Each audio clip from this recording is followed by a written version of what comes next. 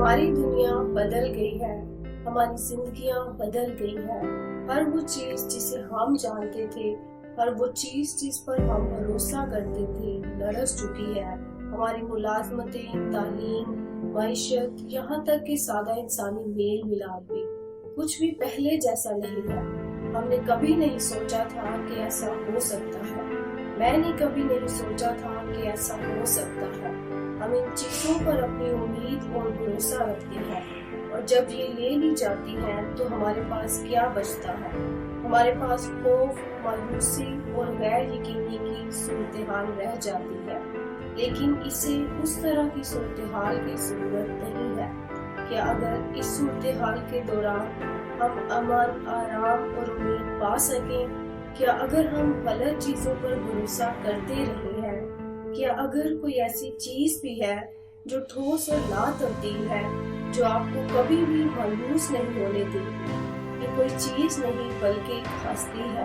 عبرانیوں 13:8 میں لکھا ہے کہ یسوع مسیح کل اور آج بلکہ ابد تک یکساں ہے۔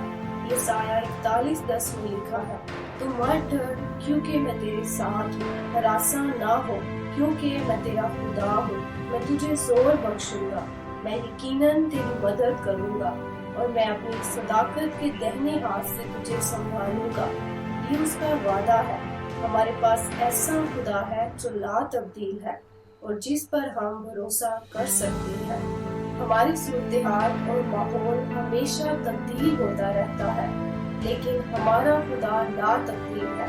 اب آپ یہ سادہ سی دعا مانگ سکتے ہیں، اے خداوند یسوع، میں تیرے حضور اپنا دل کھولتا ہوں۔